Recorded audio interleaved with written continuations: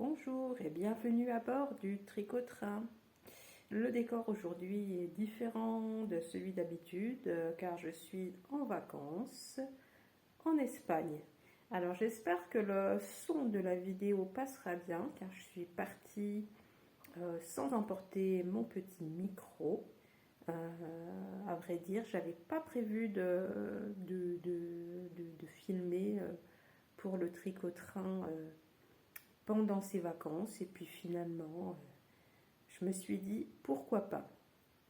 Alors avant de partir en vacances, j'avais entamé le 4e pull de mon défi de l'année 2025, ce petit défi qui était de faire un pull pour chacun de mes enfants et mon mari.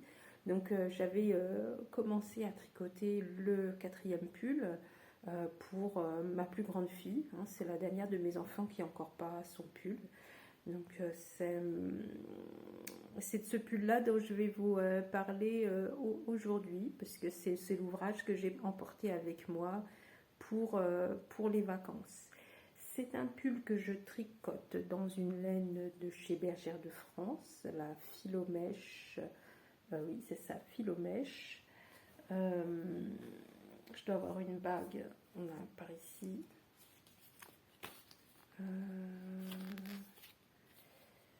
Voilà, Philomèche de chez Bergère de France. Une laine dans la catégorie chunky, c'est-à-dire ça se tricote avec des grosses aiguilles, du 6,5 d'après les indications de Bergère de France. Moi je la tricote en 6. J'avais fait 2 échantillons, un en taille 7 et l'autre aiguille 6. J'avais montré à ma fille le rendu, savoir quelle taille d'aiguille elle préférait que je prenne pour son pull. Elle a opté pour les aiguilles les plus fines. Donc là, je le tricote en 6. Comment elle se compose cette laine? Alors, il y a 44% de laine, 34% d'acrylique, 22% de polyamide. Voilà, Philomèche, comme son nom l'indique, c'est une laine mèche. C'est la première fois que je tricote de la laine mèche.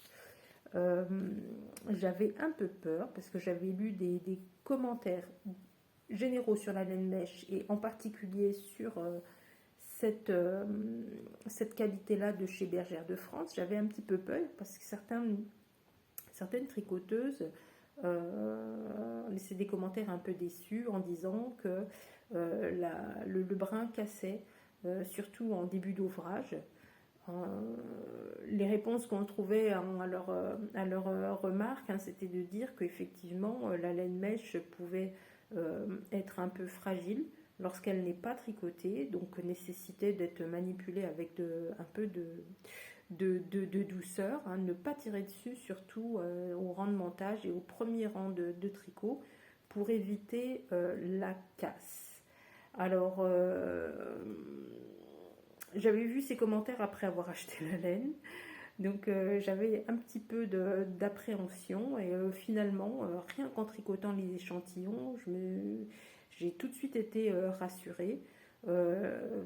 C'est loin d'être aussi fragile que ce que j'avais pu lire. Voilà, on peut me tester là sur un bout. Vous voyez, on tire dessus, ça casse pas, quoi. Ça casse pas du tout. Alors je ne sais pas.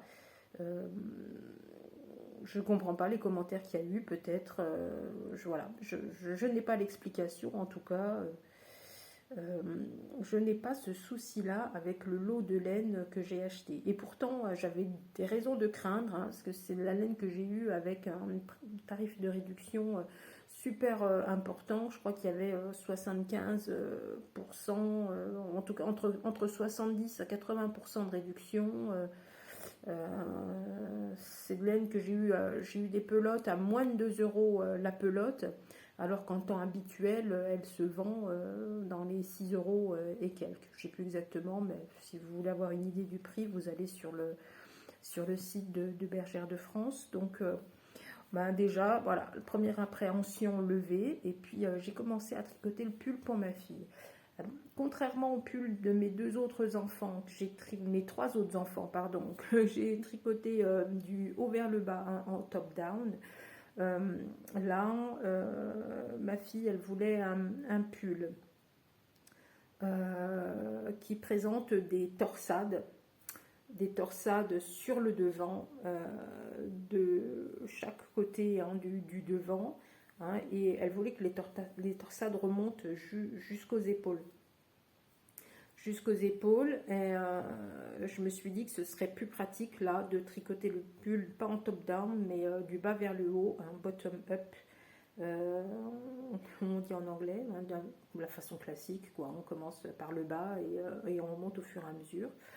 Voilà, donc j'étais au moment de partir en vacances, j'avais dû faire une vingtaine de rangs, j'avais monté les côtes, alors on s'était positionné sur des côtes de 2, hein, dans le bas du pull. On va dire, voilà, au moment de partir en vacances, je devais en être là de l'ouvrage. Et on est parti la semaine dernière. Alors, question de temps, aujourd'hui on est 14 juillet, on est parti, on a pris la route le 7 juillet. Voilà, et donc la torsade, donc c'est une torsade, elle est tressée en fait. Cette torsade tressée, ça ressemble, voilà, à une tresse que je fais sur 6 mailles, hein, que j'entrecroise en forme de tresse.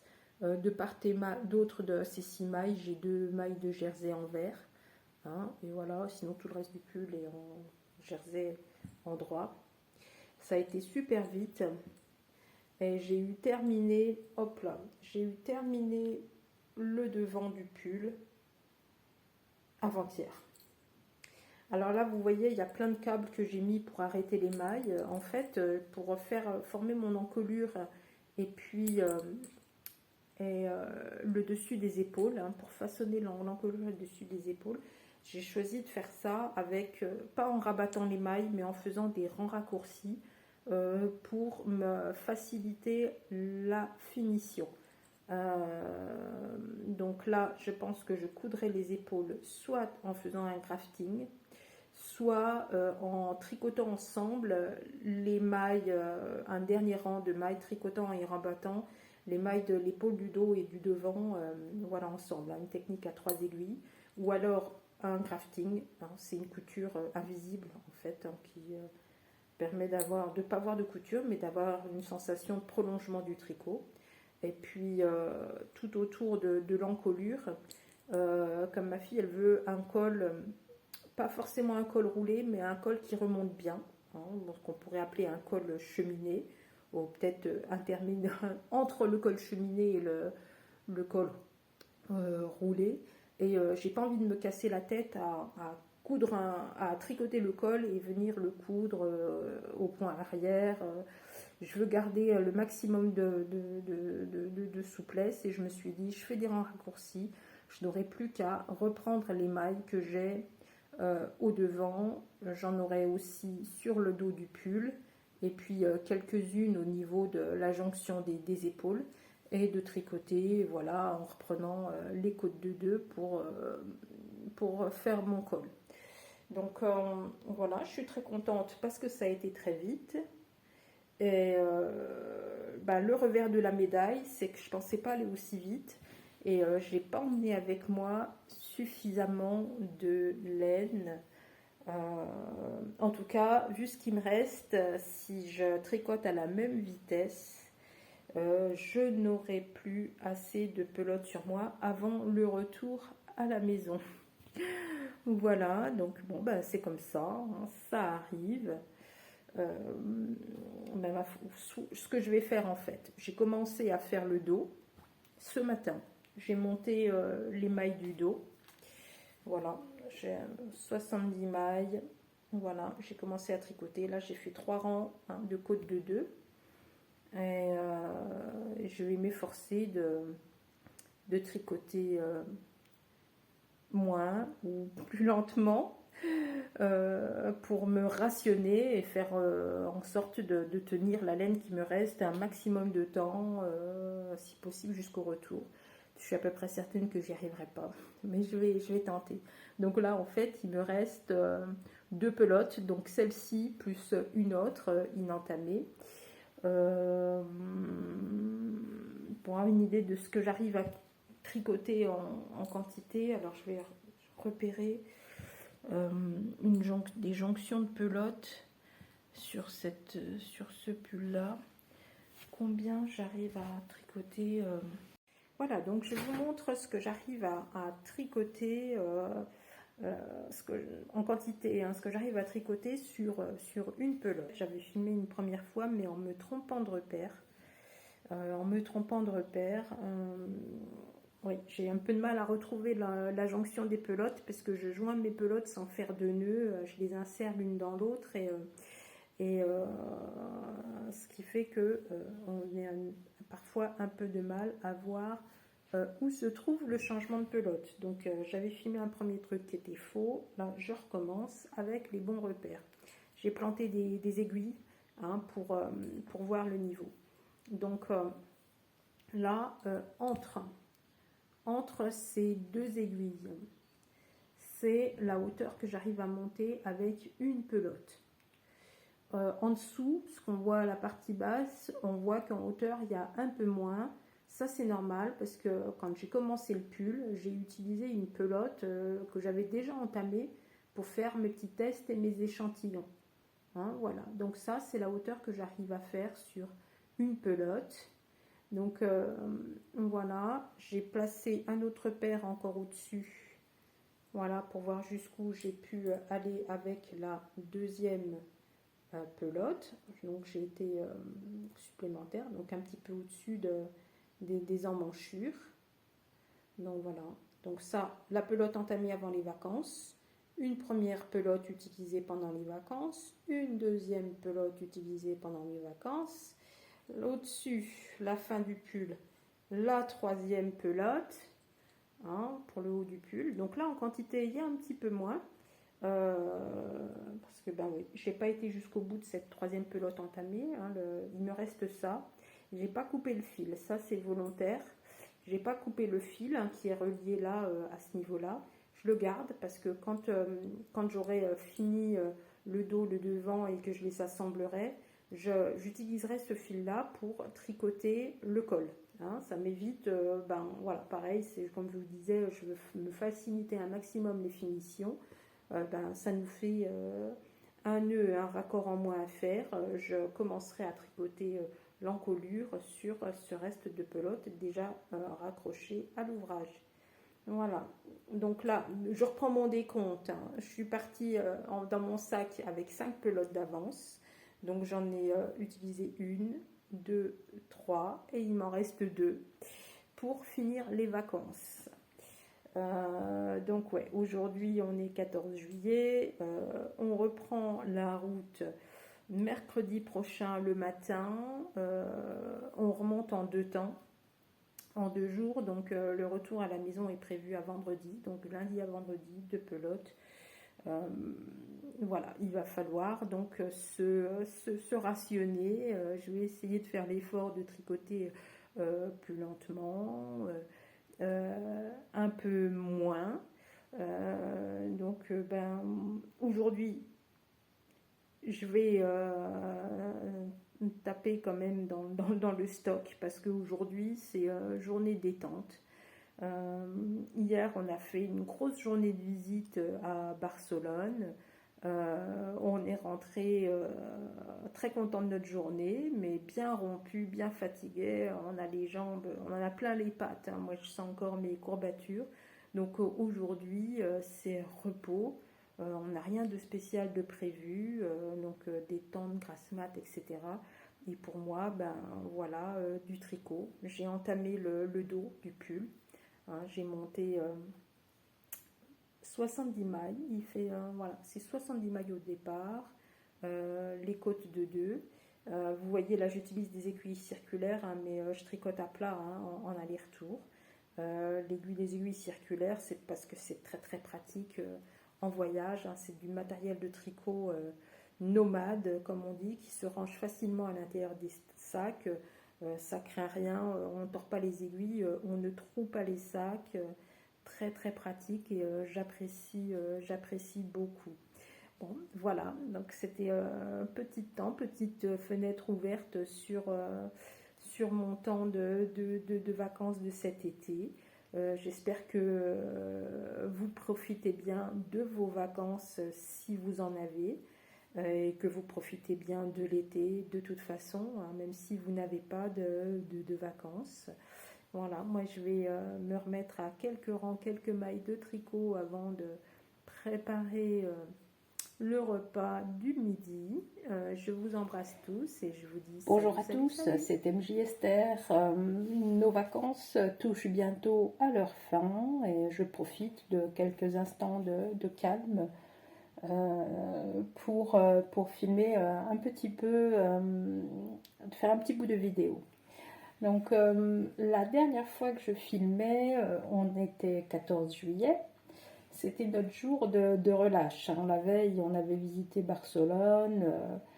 Et donc c'était une journée qu'on avait prévue vraiment en relâche, détendu, pas de grosses activités. À mon programme, il y avait naturellement du tricot. Donc quand je me filmais, je vous montrais le devant du pull que je suis en train de faire pour ma fille Inès, qui était terminée.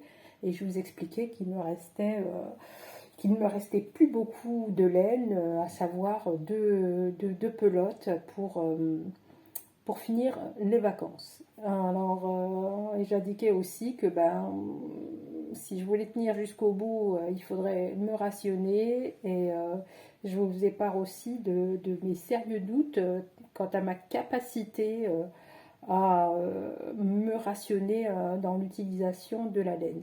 Donc je me connais bien, j'avais vu juste. Et voilà, aujourd'hui, en 17 juillet, voilà, ce matin, j'ai pu tricoter encore 3 rangs et j'arrivais à la fin de la dernière de mes pelotes. Voilà, on est arrivé au bout de la pelote. Voilà, donc bon, pour aujourd'hui, ça m'a pas tout de suite manqué, hein. J'ai fait ces quelques rangs le matin. Ensuite, nous, on avait des choses de prévues. Là, on n'est plus en Espagne, hein. On est déjà sur la route de retour qu'on fait en 2 fois, hein, parce que l'Espagne, le nord-est de la France, ça fait beaucoup à rouler d'un coup. Donc on est arrivé hier dans un petit hameau, alors je ne sais plus le département, entre la Drôme, le Vaucluse. C'est un hameau qui s'appelle Margerie. C'est pas très loin de Valréas. On est à une petite demi-heure en voiture de la ville de Nyons. Et aujourd'hui, est-ce que j'ai donné la date d'aujourd'hui? Aujourd'hui, on est le 17 juillet. 17 juillet, jeudi. Et le jeudi matin, c'est jour de marché à Nyons. Donc, on s'est dit, profitons-en, hein, pour aller faire un tour à Nyons, visiter un peu la ville et faire un tour sur le marché. Donc ça nous a occupé toute la matinée, grosse matinée, même jusqu'au début d'après-midi, parce qu'on est rentré manger le midi, il était plus d'1 heure, hein, il devait être 13h30, on a dû sortir de table 14h15, 14h30, donc voilà, une bonne partie de matinée voilà, bien remplie, où le tricot ne m'a pas manqué. Ensuite, j'ai fait la sieste. Et c'est en me réveillant de la sieste que j'ai commencé à ressentir un petit peu le manque, hein. Je me suis sentie désœuvrée, je me suis dit je ferais bien quelques mailles, sauf que non, ça n'est plus possible. Plus possible, oui et non. Je suis venue avec moi, avec dans mon sac, j'avais des échantillons que j'avais tricotés au début pour commencer, voilà, poser les jalons, hein, de ce pull, voir le rendu de la laine tricotée en aiguille 6, en aiguille 7, etc. Et faire mes petits calculs pour les mesures, hein, parce que c'est un pull, hein, comme tous les autres, hein, que je fais sur mesure, hein, sur les indications que ma fille m'a donné sur ce qu'elle souhaitait avoir.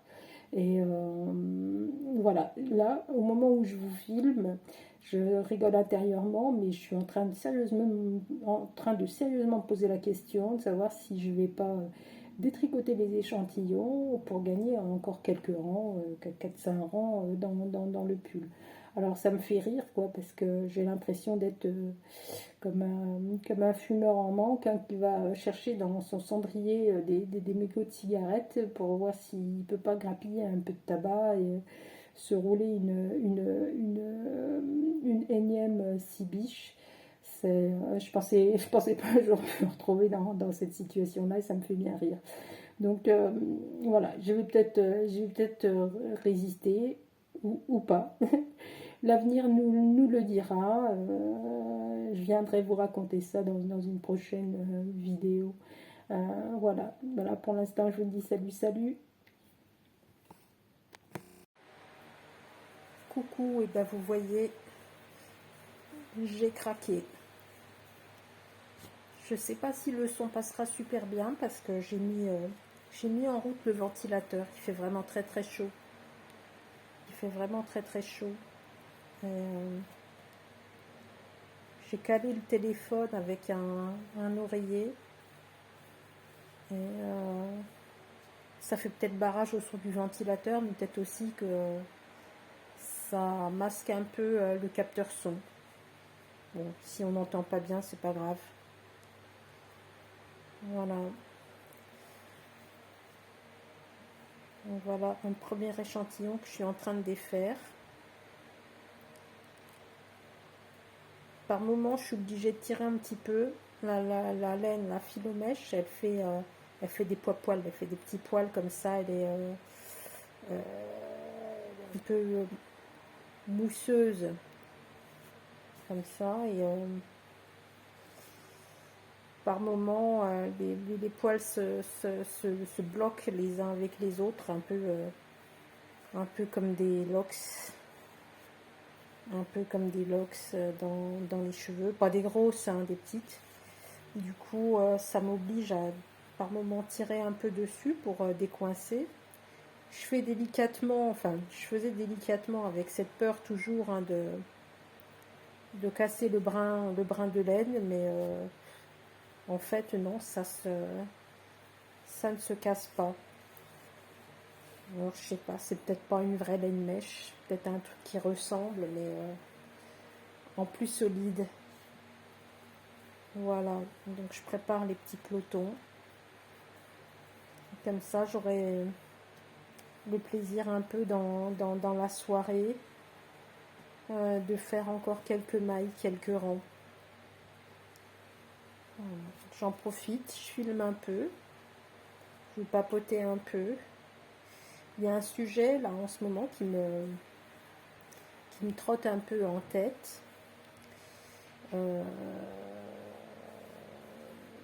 Question, on va dire, une question d'économie et d'éthique commerciale. Voilà, moi je suis pas trop pas du tout dans le business, hein. Moi ce que je recherche là dans mes vidéos et dans tout ce que je faisais auparavant, hein, blog, etc. Ce que je recherche, c'est avant tout le partage, hein, se retrouver, échanger autour d'une passion, partager des choses que l'on pense, partager des savoirs, et puis en faire profiter les autres, toujours de façon, dans une démarche, on va dire, généreuse, pas du tout commerciale. Le but du jeu, c'est pas de vendre. Hop là, donc j'ai terminé le premier échantillon. Voilà un petit peloton. Et puis je vais poursuivre avec le deuxième. Là en fait je me suis un petit peu interrompue dans la vidéo. Je reprends juste 2 secondes avant de m'arrêter totalement. Mon mari vient de proposer d'aller faire un petit tour en ville, à Grignan, une autre ville qui est pas trop loin d'où on se trouve. Et ma foi, j'ai très envie de l'accompagner. Nos filles veulent pas, elles veulent rester tranquilles. Ben, c'est l'occasion de se retrouver à deux en amoureux, donc occasion à ne pas rater. Je vous parlerai de ces histoires de business et de générosité une autre fois. Salut, salut!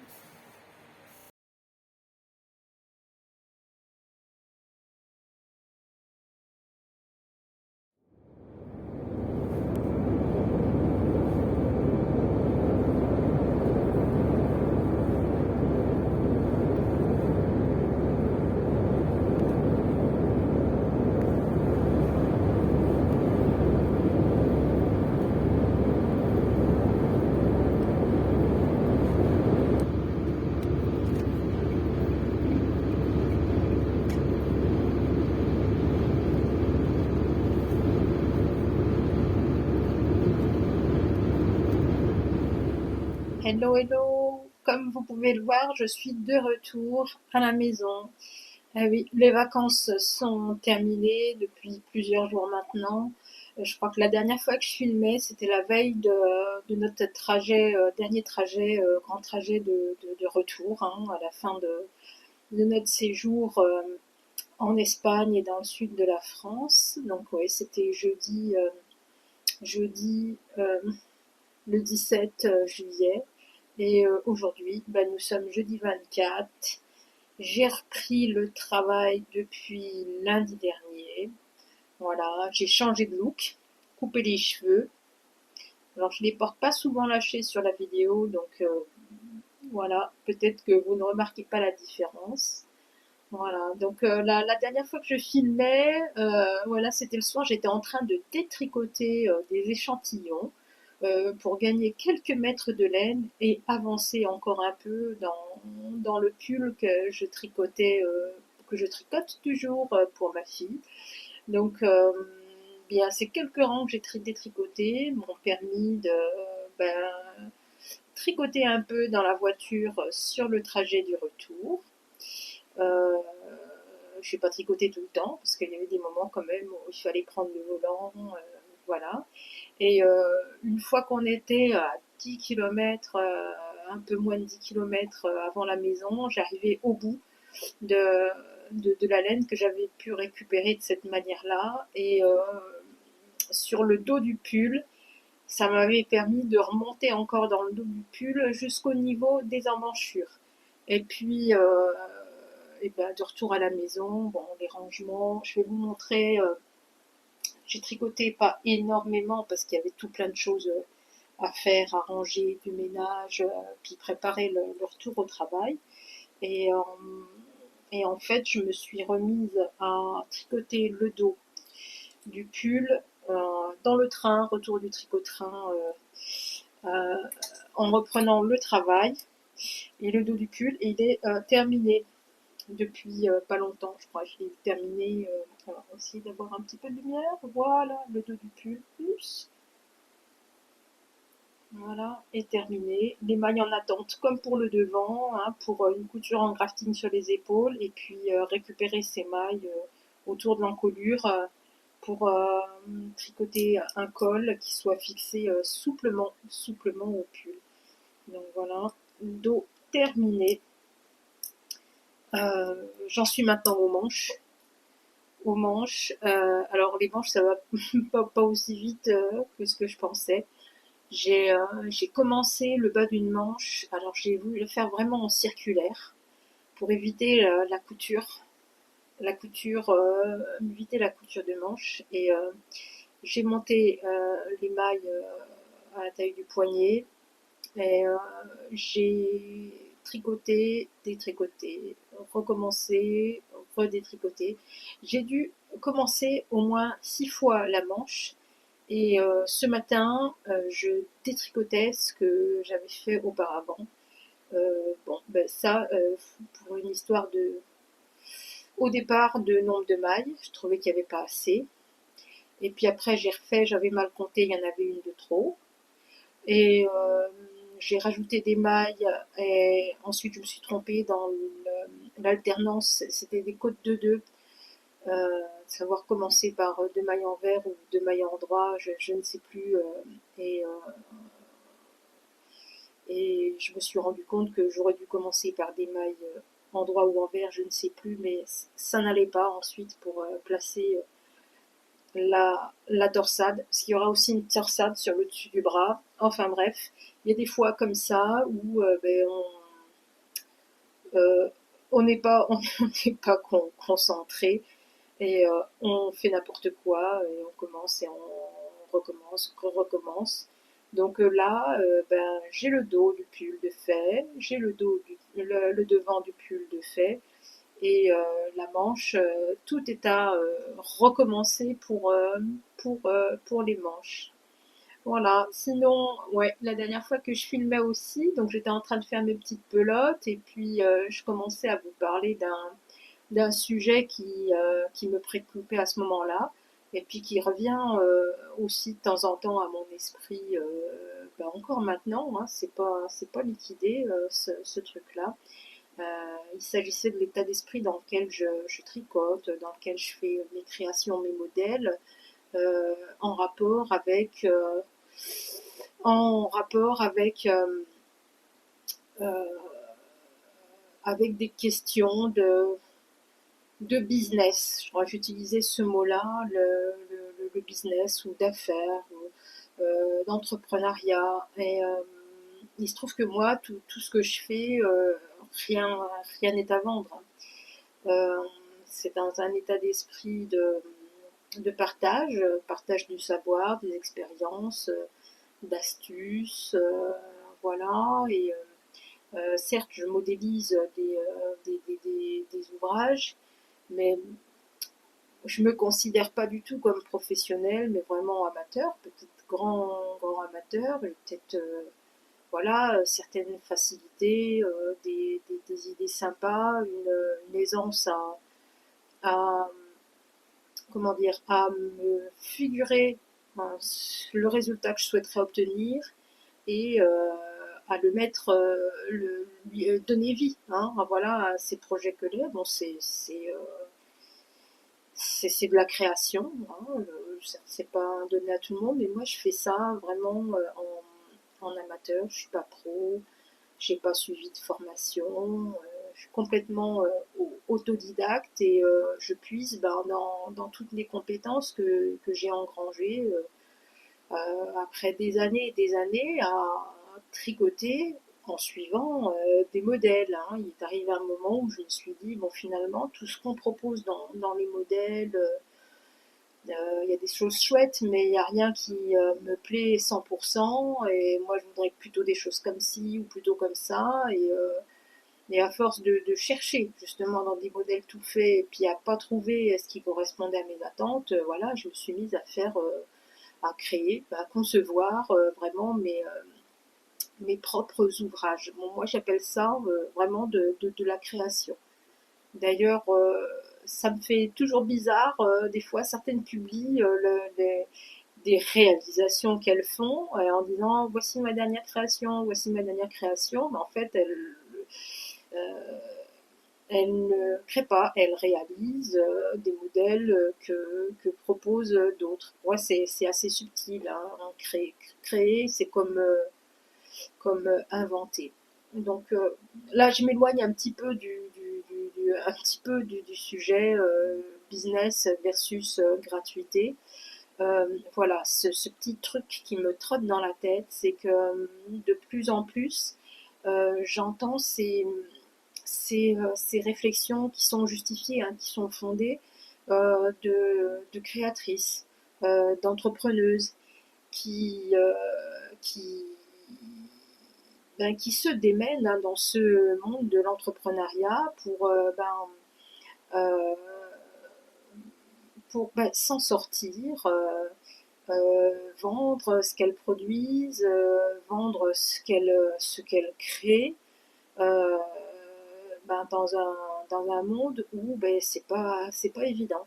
C'est pas évident, et puis qui se retrouvent en concurrence avec d'autres personnes qui n'ont pas, ne s'imposent pas, ne respectent pas ces mêmes contraintes euh, d'un statut juridique qui soumet à des charges, à des déclarations, etc.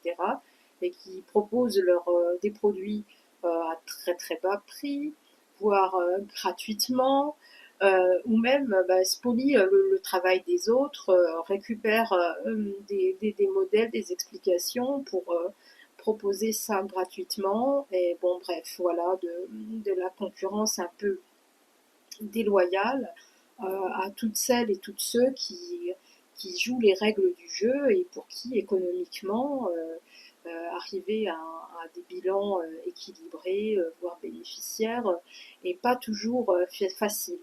Et cette crainte hein, de voir leur travail, leur outil de travail dévalorisé, voire en perte, euh, à cause de ces propositions que l'on trouve à côté, et qui serait gratuite. Et, et du coup, moi, ça